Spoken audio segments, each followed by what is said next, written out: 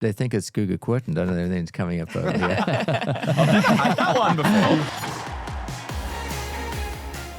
Hello and welcome to the tennis. We have liftoff. AO 2026 launches in spectacular fashion. Move over, Coco. Anisimova topples Goff in Beijing. And Novak hangs tough. Can Djokovic go all the way in Shanghai? That's all ahead with me, Brie Stewart. Riding shotgun is my globe-trotting friend, content producer, Rhys de Deugd. How are you? Good, Brie. Good to be back from China in Beijing and Shanghai. And riding shotgun with you today feels a little bit weird. I love it. A little bit of imposter syndrome sitting on the other side of the desk from these two, but looking forward to it. It'll be fun. Welcome. Imposter syndrome every week for Zabe and I, so it's good to have you. The tennis world's favourite tournament director, we've got Craig Tiley. Good to be here. Good to be having a chat again in a cool podcast room. Yes. And Aussie Billie Jean King Cup acting captain, we've got Nicole Pratt. Great to be back. Rhys, I missed you in Beijing. Were you second week in Beijing? I was there week 1 in Beijing. Mainly media days and qualifying. I was there for a couple of days of main draw, but I missed. I missed. I think you were out shopping. No, Rhys is, I think he covered every city in the world. I have not. No, I've not stopped moving. I moved quick, Pratt. I missed you. I moved quick, Pratt. Got to get to the dumplings. He was behind the scenes with the players, getting them to do content for us. Yeah, so some exciting announcements ahead, Brie, but we keep that under our hat for now. Can't wait. Who's going to be playing the Australian Summer of Tennis and locked in for those events. So good. And Pratty, you've got a big month coming up, don't you? Yeah, very big month. I'm actually off tomorrow morning to Osaka. So we've got quite a few of our Aussie girls playing there. And then I'm off to Tokyo. So same thing. Primarily working with Kim Birrell and Storm Hunter. But I'll certainly be getting around the other Aussies that are there. And we'll be picking our BJK Cup team next week. We have to give the names by Friday, October 17th. So I know there's a few excited players looking forward to that phone call. Tough team to pick, Pratty. You kind of know? You know who you want? I'm keeping it, yes. Keeping it tight? Keeping it tight. We've already named Maya, who's, again, is just continuing to have a standout year and collecting scalps as she goes along, very good scalps. So, exciting. Yeah, and Craig, congratulations. We launched on Tuesday. What's the response been so far? Oh, it's been magnificent. And I mean, the team did a fantastic job. Every year with the launch, we go bigger. And we certainly did. If you walked into the Docklands studios, put a clip up on the screen. There you can see Todd and Yelena. But the size of the space was magnificent, and the content we felt was great. We had lots of different initiatives to announce. And it was great to be able to do it. I mean, the launch is designed to share with our stakeholders what we're planning on doing in 2026, and then in the media as well. And we've certainly, particularly with some of the key initiatives, we got magnificent amount of interest, which is great. Yeah, and we're just, I see here, 95 days until AO 2026. Something like that, yeah. Which is around the corner. Yeah, so soon. What are your favourite things that you think people should come to the event for? Oh, long list. Well, first of all, I think we've expanded opening week. So the opening week leading into the Australian Open, it's a 3-week event. But the great thing that we have in Australia is that before that we have all the players either in one of the cities, one of our major cities around Australia, whether they're playing the United Cup, which is a preeminent mixed event with men and women playing together on the same team. And then coming down to Melbourne, and those that come early can participate in the opening week. But the opening week with the fans is going to be special. Day one, January the 12th, kids come for free. And right from there, we have charity matches all day. We'll have the qualifying 256 players, men and women, competing for those elusive spots in the main draw. We'll have open practice. We've got a doubles extravaganza planned. We've got, every single night there's going to be something on and all during the day. Chance to get up close and personal to the players. And adults come in for $10, kids come in for $5, kids on Monday for free. Kids Tennis Day, give away 5,000 rackets. And I think that whole week, everything's going to be open. The ballpark, our food and beverage, it's going to feel like the main event. But the idea is you give it access to the community. And you still see some great matches in practice and in charity and in qualifying. And then, of course, we also announced the 1 million 1-point slam. So we're excited about that event. It's on the 14th on Wednesday night, packed Rod Laver, the arena. The idea is starting the next couple of weeks is every Australian will have a chance to compete in it. And somewhere at your club or somewhere across Australia, you'll be able to play 1 point and advance to the next round. Now, this is going to be the biggest draw ever in the history of the game. But the idea is to get then to our top 8 amateurs. Yeah. And then they'll play against another 20 pro players. There'll be a couple of wild cards, a couple of qualifiers. Those players that are unable to play all the qualifying because of other reasons, or the lead-in can play the qualifying. And those players that finish early in other events, like in Adelaide and that, can come play the qualifying. And and I think there's no fee to play other than the opportunity to make the final, and if you make the final, you win $1 million. And we know it was on social media. It was picked up fairly significantly. It's everywhere. And I know it had an impact because it was on the headline news in Belgium, the headline news in Spain, the headline news in South Africa. We watched all of this. I want to take on Carlos. Yeah, well, he's committed to playing. It's not about $1 million. He's It's committed just to playing playing. Carlos. And we've got events going on at that time. We've got the men and women playing in Adelaide. So unfortunately, those that are playing that event, unless they lose, won't be able to play on Wednesday night. But I know some that are out on Tuesday or even Wednesday want to get you as quick as they can to have a chance. So, but it's going to be the highest ranked men and women on the both the men and the women's side that'll get in, and 32 draw. It'll take about 90 minutes. It'll be a 90-minute to a 2-hour show. And the whole idea about it is not so much on the professional side, is to really activate the community. Yeah. It's for everyone to feel like they have a chance to play something at the Australian Open. Yeah. And the finals played on Rod Laver Arena, right? It is. And the arena will be packed. We trialled it last year, and it was great last year. It was fun to watch, even though we had so many great comments. Like our actual video to announce it on social was pulling out all the great comments about the 1 point slam. And you forget, because it's been so long ago now, but how much the online community actually loved it. Yeah, no, it is. And it was fun watching, in fact, some of the Aussie players particularly, and some of the pro players. And, I saw some of the pro players, top 10 in the world, struggle serving because of the pressure. Yeah. You don't want to lose to an amateur. Fitzy ace Alex Bolt. Yes. And Prehon taking down Rublev. Yes. It was a good fun day. Yeah, it's good fun. Look, it's a community fan driven event. It's not one necessarily designed for the players, but it's a community fan driven event. So I think it'll be great. I think we'll have a lot of interest. We'll be announcing over the course of these next 3-4 weeks where people can play, what they can do, and how it's going to work. But the whole idea is to drive interest into opening week because opening week's an opportunity for fans. Yeah, it is. And I love opening week because you get to see the stars of the future playing. Yeah. Like someone you watch playing that week, next year could be in the main draw, playing on JCA, Margaret Court Arena or RLA. But in opening week, you get to come in, $10 up close and personal. So it's really good. You played qualifying at this round open or never? You never did you? Probably not. You were too good. I did, like everyone else. You did. Yeah, I think so. So I think that's at some point every top player has played qualifying. Yeah, 100%. And so to your point, it's actually the second richest event in Australia, outside the Australian Open. Just the qualifying. Just the qualifying. Wow. Yeah. No, opening week. Opening week's my favourite week. Yeah. So many great stories. Just for the reason that you do get those new tennis fans and the emotion that come in and they have the ability to obviously watch great tennis because they are. A lot of them are the stars of the future, and I just feel the passion, the emotion, what it means to win that last round match is incredible. Like I feel like the last day of qualifying is the best day of opening week, but the fact that the tournament, has such an enhanced on-site portfolio of different options that fans can go to is amazing. And cheap to come in. It's exactly. It's affordable. Very accessible for everyone. Do you know this? We started doing it last year. Is when you now qualify, we give you a Letterman jacket. So like it's a oh my God, I love that. It's a really cool AO jacket, and I actually saw this year a couple times.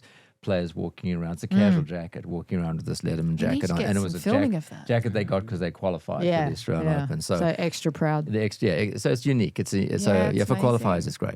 Yeah. And we've got some other things happening. Some things are going on the up, aren't they? Yeah. So look, I'm excited and I about said this component. I said this at the launch. We've got a greater demand. We've got a greater demand from our fans. We've seen it in pre-sale. It's 20% up in pre-sale.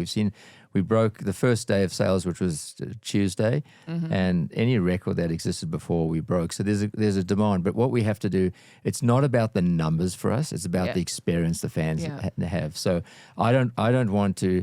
I get asked every year, like, what's the record going to be? I don't really care about the record. What I care about is that the fans have a great time. Yeah. So to do that, you keep giving them more space. So instead of going out, because we're out of space, we're going up. So you can watch tennis in a different way through the highline structures on the Western courts. So there'll be different levels you can watch the game. And that's going to be the future of how you watch tennis. On the Grand Slam Oval, which is our entertainment center. Yeah. All the structures we're going up, and we have these massive screens where you can sit and enjoy it and watch and have a drink and get some food.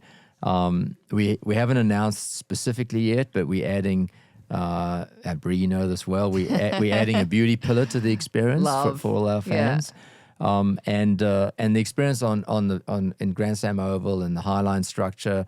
A reimagined courtside bar, that has its people that love it and people that don't. The players that don't like it, we never schedule them there. We find out, but we're finding more. Love it though, right? We're finding more and more players are enjoying that, and now we and I think we've now arranged the bar where it's much better for viewing and it'd be so it'd be a better experience for everyone. But yeah, so those are as far as going up. So not going out, we're going up. Going up. And do you know, this is a little bit off topic here, but one thing I find about us or with your drive, Craig, every year we need to be bigger and better. Even with the AO launch, I thought this year, how are we going to top that? I thought we couldn't top last year, and then we did. Yeah. And then I'm like, how are we going to top We're going to challenge ourselves. Yes. We're going to challenge ourselves. Amazing. At least half the precinct, needs to be different from year on year in experience. Now that's hard because we've got permanent infrastructure. You can't change that. Yeah.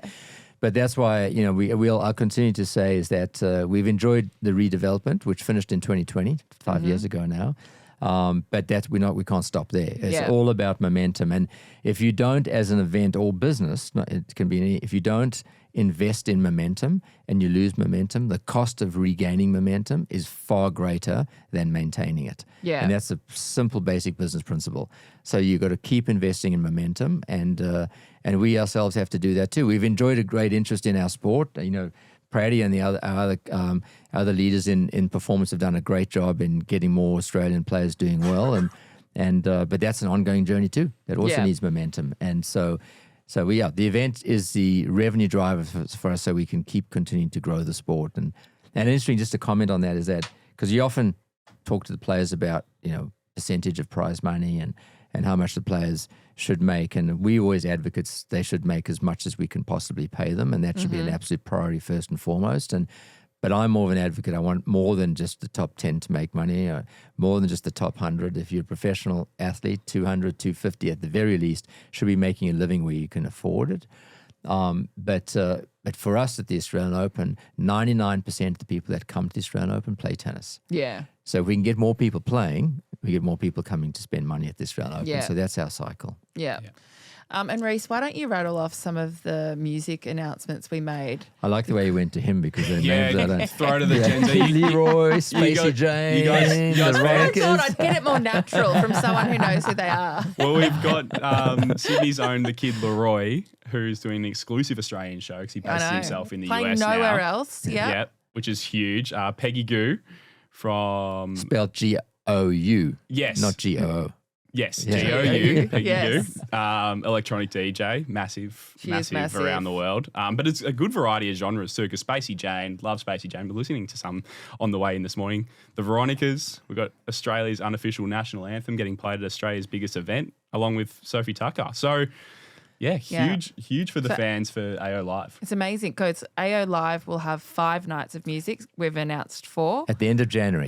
Yeah. One more announcement to come. Yeah. But for 5 nights. Last year we had 3, so we're on to 5 nights. And then, of course, music's been also gone up because it has. 21 days of live bands over at the top court. And it doesn't end there. There's going to be music everywhere. Yeah. Everywhere. And we haven't announced even the thick of it yet. We haven't announced all the acts. That's upcoming podcast, no? Yeah, it is. Totally. I've got to keep everyone in suspense. Don't give it all away today. We don't actually know 100% who they are yet. We don't tell anyone that though, Craig. No, we don't. There's so much coming. Yeah. We say as we're sending the emails off. Yeah. So it's really exciting from a music point of view. What's the one thing for you, Craig, that you're most excited about the fans experiencing, though? Well, I think the rivalries that have been formed. I mean, on the women's side, you got to. I mean, I love watching Sabalenka play. Mm-hmm. I like watching Coco play too, and those two playing against each other is fun. We've got. I mean, it's fun seeing Amanda Anisimova has been through. I remember sitting at Roland Garros when Ash was playing her in the semi-finals, and sitting right behind Craig Tyser, Ash's coach, and he was in the process of packing up his bag because Ash was down in the third set and she was playing terribly, and the weather was horrible. It was overcast with a bit of rain and it was heavy, and you could see Ash struggling. And anyway, she pulled it through. I was sitting next to Judy Dalton and Maureen, and we were having a lot of fun with the umbrellas and trying to stay not wet. And Craig Tyser was on the phone, like getting flights out early, and he wasn't happy. And the reason I bring up that memory, because Ash went on to win that Roland Garros, and but she nearly lost to Amanda Anisimova. And Amanda, I think she's had a rough go. Took a break after that. And took a break after that. Yeah. And she's a great person, and she's had her best year for sure. Oh yeah. And so you got to put her in there as anyway. Patty will talk to all that. She's the expert on that. And Osaka. I mean, I've been impressed with her level. Yeah. She really lifted at US Open. 100%. So that's what I'm excited about. And the men's side, could you get a final? I want a final with an Aussie in it. So outside of that. If you get a final with Yannick playing, we're the last one of the four now. They have not had.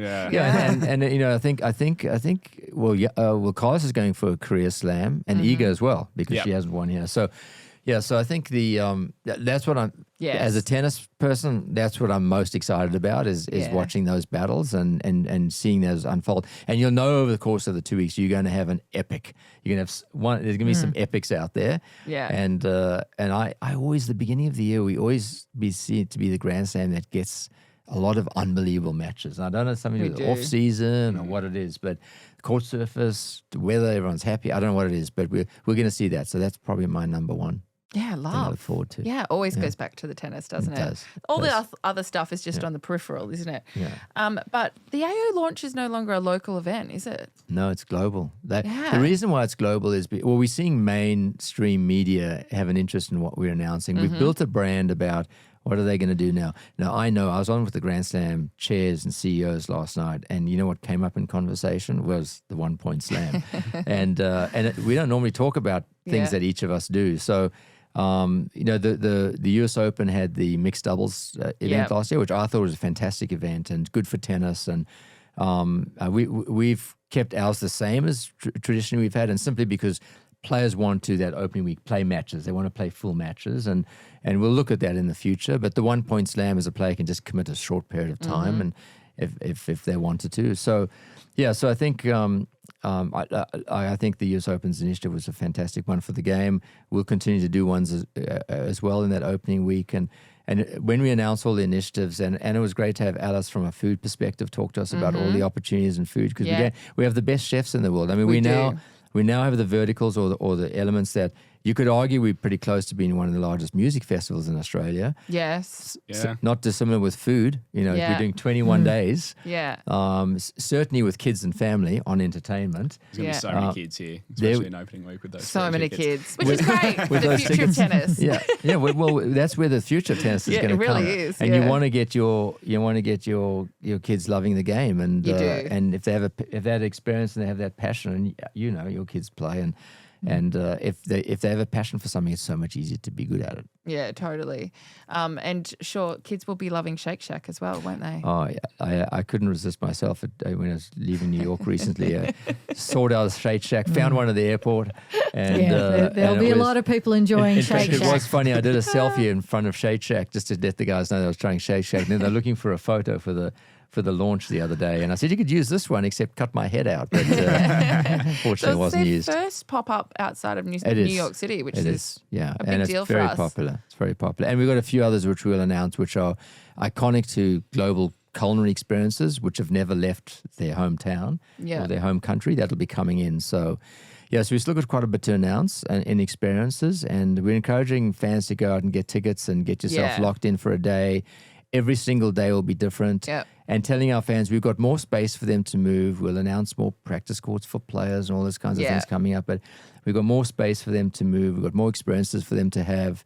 And you know, and we know every day you can come here all day and all night and you're going to have a great time. Yeah, I agree. I remember coming myself before I worked here. It's the best day out, I think, during summer. And we have some of our team in China at the moment, don't we? We certainly do. Yeah. In fact, I just from before this meeting came, I was meeting with the Australian ambassador to China. Oh, amazing. And he's doing some stuff here in Canberra, and we were going through the initiatives that we've had over the last 10 years in China and what we're planning the next 10 years. And it's pretty exciting. It's a key market for us, and having the success of Qinwen, which we'll make some announcements about our formal relationship with her moving forward, but having her as a key part of our event and the other players. We're seeing a lot more men come through China, which is now great. The women continue to as well, and they love tennis from the Prime Minister, from the Premier, all the way down. In government and other parts, they love the game of tennis. And the ambassador, he shared with me that I said, what are the top brands in China, and from his perspective, and also from the perspective of everyone, and I guess some, but the Australian Open, Penfolds was one, but and the Australian Open. The Australian Open is one of probably Australia's strongest brand in China. Yeah, wow, that's amazing. It is amazing. Well, thank you for joining us. It's been great to have you. So the launch is today. It is today. Today in Shanghai. If you're in Shanghai, head Shanghai on down. launch. Yeah. We've got a team out there and having a good time. But launching, I'm surprised, Rhys, you went there. Yeah, I didn't stick around for the launch. I got asked by a lot of people in the media in China back. to stay. To stay. I need to come back. He's popular. Rhys is very popular in China. He is. Yeah. No, he is. Tennis is popular. Yeah. They love it there. Well, they think it's they think it's Guga Quirton. Don't know anything's coming up over here. I've never had that one before. Yeah, there is a resemblance. Don't mind it. I'll claim that. I like it. On that note, I know we've got to let you go because you've got lots of other busy things to do. So we're going to go to a clip of our producer, Vic Rudnikov, who was at the AO launch to get a word on the ground with some of our guests. I'm at the launch for the 2026 Australian Open, where we get a first look at everything that's coming to the event this January. Come with me as I chat to some of our guests and presenters about what they're most excited to see at AO26. Obviously, I'm very excited about the food at AO 2026. It is bringing together the best of Melbourne, of Australia, and of the world. You've got everybody from Rodney Dunn in Tassie. You've got an incredible 3 Michelin star from Long Coombe in the UK. And, of course, you've got people like Bundjalung chef Mindy Woods coming back. You've got locals like Shane D'Elia. It is such an interesting mix of people. And most importantly, it's a mix of people who love tennis. When you're hiding down in the commentary bunker, as much as I do during the AO, you don't get the chance to sample some of the very fine food that is on offer. That's what I've got to find time during the tournament, is to get out there and go do a bit of fine dining instead of something quick and on the run. That's when you're working for 21 days straight, which is what the Open is, remember. We've got the opening week, then the 2 main draw weeks. There's a lot to fill in. So at least one meal in one of those magnificent restaurants. And just the entertainment as well, going out there as well, even in between TV and commentary, especially at night as well. Melbourne's so stunning, and the precinct, especially with the sunset, going into the night matches and all the different areas of the Australian Open, really, and the whole precinct from Grand Slam Oval to Garden Square. It's just everywhere you go, there's something different. Something in particular that I'm looking forward to see has to be the beauty innovations. They spoke very vaguely about it, but I know that it's going to be highly on my radar. And the food, of course. I'm a major foodie. The food last year was incredible, and it looks like it's going to be another 10 out of 10 year at the AO for food. the music, the finals festival, all of the food offerings. There's just like a real energy of like, yeah, we're expanding and we're going to continue to expand. It's become an empire, which has been so exciting to hear.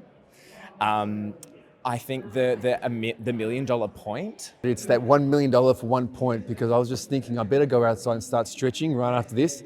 I'm getting on the practice court because I think I'd like to check that out. So Craig's just doing an incredible job with the whole team of looking, as incredible as the Australian Open is. They're thinking as soon as it's done, how can we get it better? How can we grow it? How can it get bigger?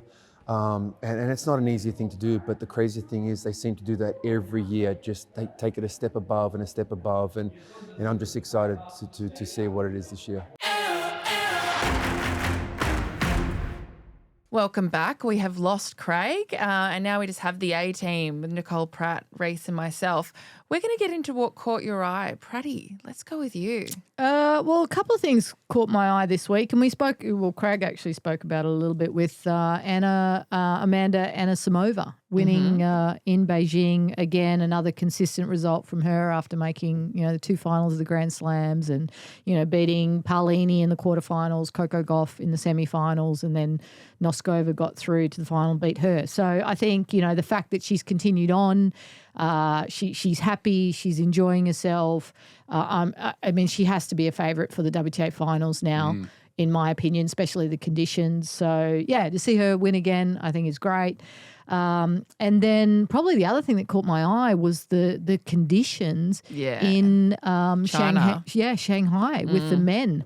The fact that tennis is what people don't realize is tennis is one of the most demanding sports in the world. And many, many different physical performance trainers have actually said this after working with ultra, marathon runners and triathletes, et cetera, et cetera. It's very hard to plan. Yeah. And the fact that we see week in, week out, our top men who are just so finely tuned be able to back up week after, and to see what happened to Yannick Sinner, like his preparation would have been schmick. Yeah. Right. And so the one variable you can't control is the weather, environment and the elements, and what we saw with Djokovic as well, and the commentary in and around how tough the conditions are, how slow it is. De Minaur was saying the same thing, but at the same time, De Minaur saying those things, and I'm thinking, Alex, you love this. Yeah. This is. I think he's got a little bit of like.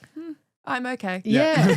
Yeah. I mean, Australia and Spain has got me ready for this. Yeah. He thrives under that adversity. So, So for me, there are a couple of things there on the tennis circuit that I thought was very interesting. Yeah, we'll touch on Djokovic in a moment, but back to Amanda. She's really cemented herself in that top bracket now, like 2 1,000 events that she's taken home this year with Doha and now Beijing. And obviously 2 Grand Slam finals. What has it been for her this year? Is it about that mental side of things for her? Because she's always had the shots. Like you said, best, like last time you were on the pod, best backhand in the world. And I agree. Like that thing off both wings that she's got, she can just smack winners left, right and centre. She's had the game and she's had the ground strokes, but do you think it's the mental that's put her into that top bracket? Yeah. Absolutely. You should be an expert. Yeah. You've nailed it. You've actually nailed it. Yeah. I think it's that mental fortitude and that belief system that she now has. And that comes through consistency. It comes through winning matches. You just can't click your fingers and, it's there. I'm mentally up and about and ready for every match. But within each match, players are challenged. And she's been challenged many times in those matches that she actually won. She's getting through some of these matches in 3 sets. So when she's being challenged, she's able to come through that battle. And then we're seeing the wins happen. So, yeah, I feel like that's been the biggest change with her. And again, I spoke about enjoyment, right? Yeah. She's enjoying as much as she can, the lifestyle of traveling, the pressure on a day-to-day basis. So, again, what I guess, the general public don't realise is that even when the players are not playing a match, they're still going through that routine, on their day off. The eating what you need to eat at breakfast, then the warm-up, and then the practice, and then the cool-down, and then maybe a little bit of extra physically, and then the nutritional side of things to prepare for the next day, and having your team of people. For me, that's probably the biggest thing is the amount of people on site that you run into and you have these constant conversations and, like I feel that. Imagine the athletes, like where they're still getting pulled in different directions. So that tends to be the energy sapper. Yeah. It's the off-court stuff. For right? everyone involved. Oh, yeah. So, she's doing a better job with that. For sure. Maturing no question. in front of our eyes. And she seems to be a really popular player off court as well. We move on to Wuhan now on the WTA side, but she's battling a bit of a calf injury there. What do you give her chances for the WTA finals in rehab? Oh, high. She's got to be top 4. Yeah. Iga, Zabalenka. We'll see. Goff is an interesting one. I saw her in Beijing. She actually hit with Storm Hunter there in a session, and like it's there, but it's not there. There's something underlying, eating away at her confidence, and we've spoken about the serve a lot. But even beyond that, there's just something not quite right.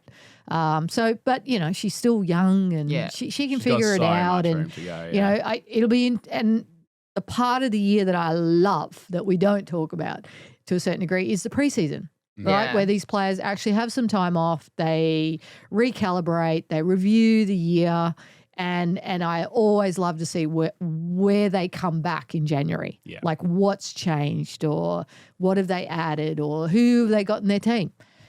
Because that has an influence on what they're going to be doing day in, day out and out on the court. And that's why we have the best swing in Australia, because we get to see what these players have put in the work over the preseason, and we got so much exciting stuff ahead. But that WTA finals, I think it's a bit of an open race between those 4. I think it's going to be really exciting. And then with the heat, because it's been hot for the women as well, right? We've seen read some stuff on that as well, but watching Sinner and the impact of the heat on him actually was breaking my heart a bit, because it was just so hard to watch. And then obviously Djokovic collapsed on court.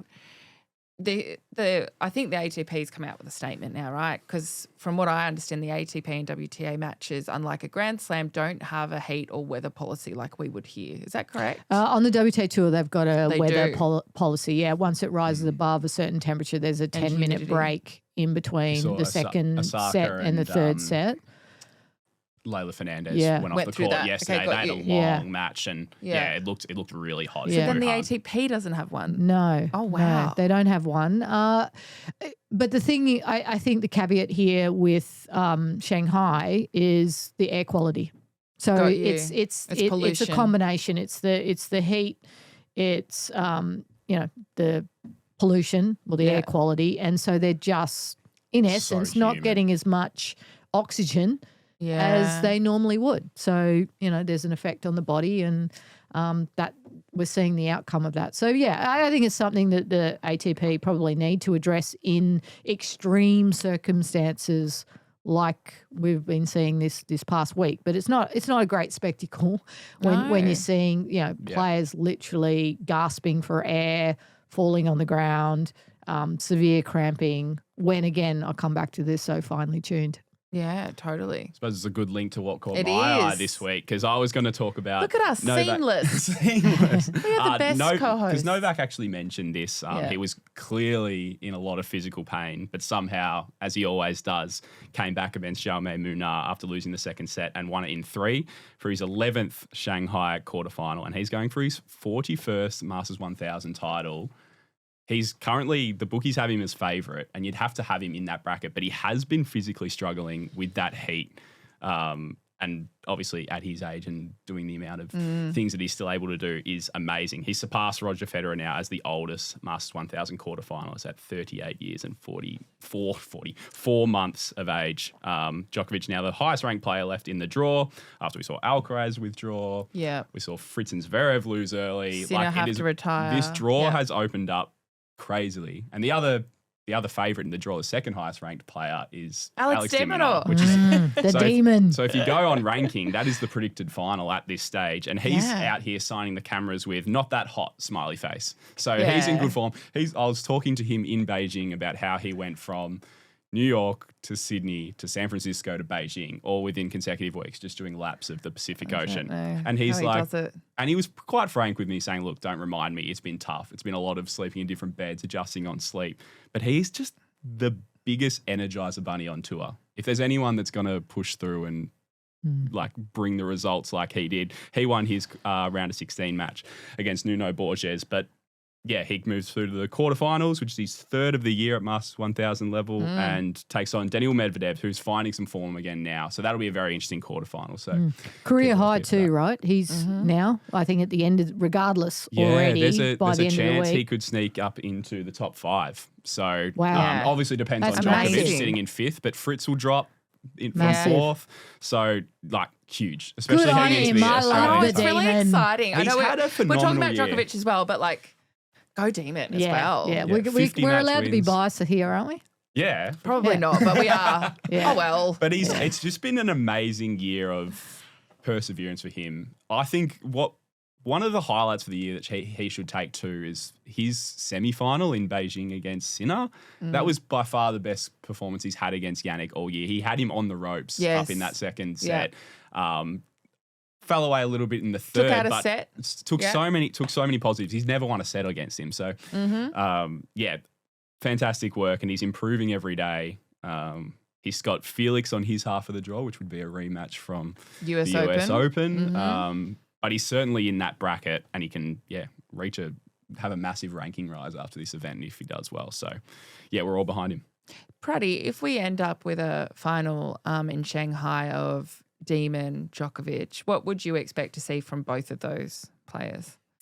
Oh, I mean, it's going to be a battle. I mean, you see some long rallies out there. Yeah, but geez, I just like Demon's chances if he gets Yeah. to that point. Like, and yeah, he's played enough matches against Djokovic now that he'll go in with sort of a clear game plan, what he's going to do against him. So yeah, it's exciting. It's exciting. But geez, still again, he defies age, doesn't he, Djokovic? Oh, he's amazing. Defies age. Yeah, how he came back So from amazing. being collapsed on the court, and then in the third set he won 6-2. But you know, he's the only player I would know that could do that, right? Like, For sure. he basically like bounces back. It's almost like he gets an energy I from think that he can moment. convince himself that he's not cramping. He's got that level of mental fortitude. He just convinced himself that he's fine. What about you, Brie? What caught your eye this week? Well, I am going. We used a line for this person a few weeks back, Maya on Fire. And do you know what, whenever I think about it, I hear it in my head because obviously it That'll helps me. carry with her for the rest of Yeah, her and career, it's I Maya reckon. Joint and Priscilla Hon career high ranking. So Maya Joint, she's within reach of seeding for AO 2026 after climbing to world number 35. She defeated number 17, Diana Schneider, in straight sets in second round of Beijing, her third top 20 win of the season. We did see her lose yesterday in Wuhan to Siniakova, and I thought, we were talking about this, didn't we? We thought she looked a little bit tired, and it might have been the outcome of performing so well for the past few weeks and probably needing a little bit of a break. But we'll talk on Maya first, and then we'll get to Priscilla Hon.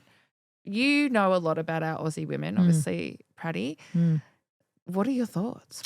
Yeah, listen, she's one of my favourites. I've got quite a few We favourites. don't play favourites, but she's in the field. No, she's definitely one of my favourites in the sense that I did spend a little bit of time with her actually last year out on court because she's got family in Germany and I was in Amazing. Germany and I was based there in between some tournaments with my family. So, yeah, and I just found her so coachable.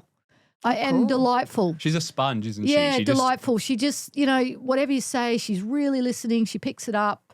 So I really enjoyed that time. Yeah. And, her coach, Chris Marnie, and I, we speak a lot. And, yeah, just to see the growth and the rise, how quick it's been. But you're right. Like she's a little tired. I think the enormity of the whole year and the amount of matches she's been playing maybe has just started to catch up a little bit. I know she's still planning to play Osaka and Tokyo another 2 weeks. Yeah. She did have Hong Kong scheduled, but I think highly likely Hong Kong will be off the table. So, if she can squeeze 2 more weeks out for the year, obviously I want her fresh for BJK Cup. Of course. Yeah. Which she's excited for. If as she well. takes out Hong Kong, she'll have a couple of weeks to ease off and then get ready for that. So, yeah, she's in a really great position in terms of potentially could be seeded inside, 32 and inside that at the AO that would, really give her not. I mean, you never know who's going to be in the draw, but somewhat of a clear pathway through to a sort of a third round. Because she's had some rough match. first rounders and second rounders in Grand Slam Yeah, level so yeah. far. And She hasn't had a great draw second yet. round Yeah. at the US Open. Was she just like felt like she couldn't do Samsonova it? first round at Yeah. Wimbledon. At So Wimbledon. you're right. Yeah, Yeah, coming off a for title sure. and then Yeah. coming off against Samsonova at Wimbledon. Yeah. But yeah, I go back to when she was Orange Girl, like less than a year ago ago. now in Malaga. Yeah. Like Mm-hmm. her growth since then, but she just was such a sponge of absorbing information with the team, and she just loved being there. And I think Yeah. that's why she's the first name on the list. She circled it in the calendar to come to Billie Jean King Cup in Hobart in November. Yeah. And we'll get on to BJK Cup soon, but Priscilla Hon, we need to talk about her. She is in the top 100 for the first time. She has been gritting and gearing up for this moment for so long, we know. And you would work quite closely with Brie Hon as well, right, Pratty? Yeah, like I mean, throughout the years Yeah. in my different roles within Tennis Australia, Bree's, someone that, I've worked with the coaches that she's worked with. I've actually done some weeks on the road with her as well, coaching. So, yeah, to see the journey that she's had. At one stage, she had a very significant career-threatening hip injury that she had surgery. The fact that she's broken through for the first time, top 100, is credit to her resilience, her belief, to the people, her team around her that has instilled that, constant message of, you can do this, you can do this, you've got talent, you've got potential. We just need to sort of put it all together and ultimately it's her that's put it together, and she can certainly feel very proud of what she's achieved.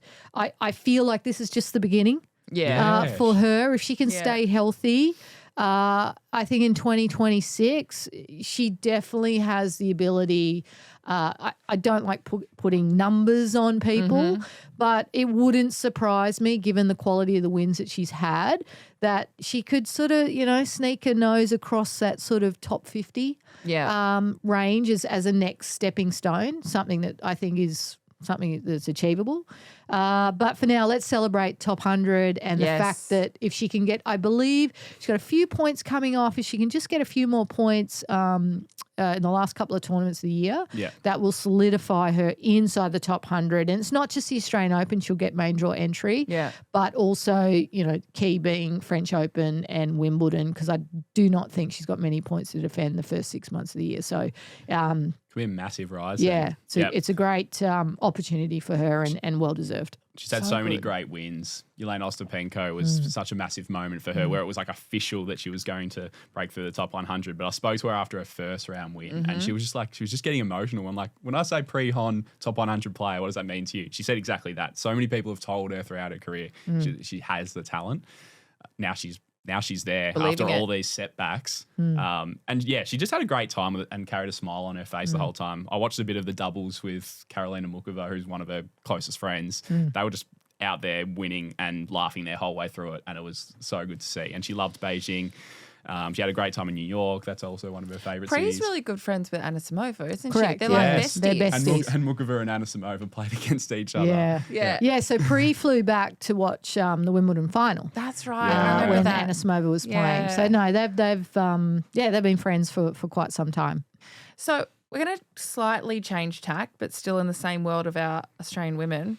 Australia is hosting Brazil and Portugal in a round-robin BJK Cup playoff in Hobart from the 14th to 16th of November. You are the captain, filling in for Sam Stosur as she is a new mum. Now, I know that you've just alluded to the fact that we will be shortly announcing who will be in that team, building it with Maya, but how are you feeling about it? I know you can't tell us anything, but I kind of would love to know. But tell us what you can. Tell us what, even for a fan, what they're expected to see. Hobart is one of our favourite tennis locations. Yeah. It is absolutely beautiful. Yeah, I mean, listen, for the fan, it's 3 days of fabulous tennis. It's a team competition. Yes, you have individual players, but it's the rare time in the year that you come together as a team, and every win matters for the team. As a country. Less about individual. We're up against Portugal on day one. and then Portugal play against Brazil day 2, and then we play against Brazil day 3. And I'm hoping that almost in a way it's the who goes through will be on day 3, which makes it more exciting. I'm excited about the team. I'm excited about the team. The fact that we've spoken about these informed players that we have, Maya, Brie, but equally like doubles has significance, because if we go 1-1 in the singles, then it comes down to the doubles. So we have to make sure that we have the best players out on court to win that doubles rubber. What makes it hard for actually shout out to Sam Stoser. I went out there and had a breakfast with her and met new little Emmy. It was gorgeous. So, deciding and selecting the team is myself, Sam, and Rowan Fisher. We bring along as coach. So we had a catch up and we, talk about all the different scenarios. And it's always interesting, the doubles, because, do you put doubles teams in? Like who strictly play doubles. So those names are, Hunter and Perez. Do you go with singles and a doubles player because of the informed singles player? So they're kind of the dynamics that you discuss, as captain and coach and selecting the team to start with. And then there's a second selection when you get there, who you're actually going to put into the team. But we'll be selecting 5 players for sure. One of those we already know is Maya. So, wait and see. We'll be ready next to week, get the there'll be an designs done announcement. to announce it. By so Thursday, exciting. actually, by next Thursday. Great. You'll know who the deadline. team is. We'll give you. Fantastic. Yeah, Give we'll us give a you bit of a heads up would be nice. And get your tickets. Yes. If you're in Tassie or you can even come in. It's a beautiful holiday destination. Location-wise, there's phenomenal. no better view when you're actually at the courts You can and see you're the water. overlooking, the coastline, the water. It's beautiful. I'm looking forward to the Markets. food and wine. Yep. Food and wine. Oh, the seafood The in restaurants. Hobart is the best. Lovely. I love Hobart. We're trying to get a secret trip to it's Mona, right? Mona. Oh my God, organised. it's so good. Go for I a walk love down it. the Salamanca Market. Yes. So we're we'd love to get the players there just for a bit of cultural experience as well. Yeah, that would be great. We might have to come on that just Yes. by accident. Well, we need our media Rhys person. will Yeah, always yes, have to be yes. there. I'll be He there. is your guy. But what's it feel like to be captain? It's special. Yeah. It's special. It's I've had obviously a lot of different experiences within tennis, playing, coaching, being head of women's tennis, and this is the one probably thing I haven't done. Yeah. Even though I feel like as coach, it's as good as being captain. Like I know when I got the phone call asking me if I, would want to be captain and accept being captain, my words were, well, I'll just continue to do what I do. Yeah. The only difference is I'm sitting on the court. Yeah. But no, I'm super, super excited. It's an honor. It's a privilege. Like there's so many, amazing people that have, walked in those shoes before me. On a personal level, I'm super privileged, grateful, excited. But ultimately the competitor in me, we want to get the job done. Yep. We want to we want to, we live, breathe Australian tennis. And we want to win for our country. That's something I've always probably worn on my sleeve. Yeah. Through the last kind of, we're getting on a long time, 40 years of being involved in the game. So special. Thank you for asking. No, congratulations. We will be behind you and with you in Hobart in November. And please go get your tickets if you can, if you're based in Australia, because it would definitely be amazing.